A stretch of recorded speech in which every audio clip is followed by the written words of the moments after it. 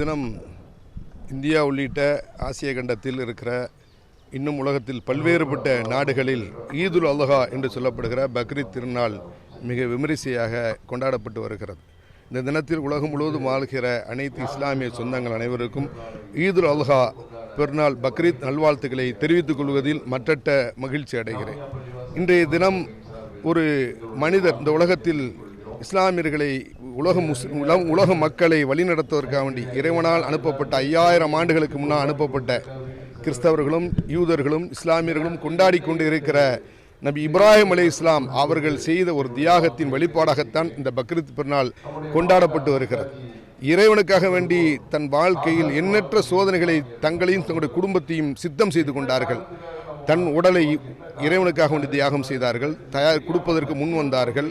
தன் மனைவி மக்களை இறைவனுடைய பாதையிலே அவர்களை பிரிந்து வாழ்வதற்கு தன்னை தியாகம் செய்தார்கள். இப்படி பல்வேறுபட்ட தியாகத்திற்கு சொந்தக்காரராக வாழ்ந்தவர்கள் நபி இப்ராஹிம் அலைஹிஸ்ஸலாம் அவர்கள்.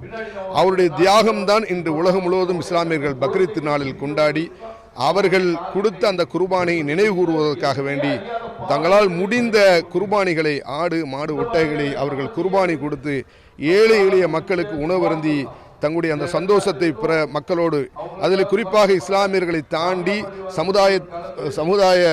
சமயத்தை சார்ந்த சகோதரர்களுக்கும் அந்த உணவுகளையும் விருந்தையும் கொடுத்து தங்களுடைய மகிழ்ச்சியை வெளிப்படுத்திக் கொண்டு இருக்கிறார்கள். இந்த நல்ல நாளில் உலகம் முழுவதும் சுபிட்சமாக சந்தோஷமாக சமாதானம் நிலவ நான் பிரார்த்தனை செய்து முடிவு செய்கிறேன்.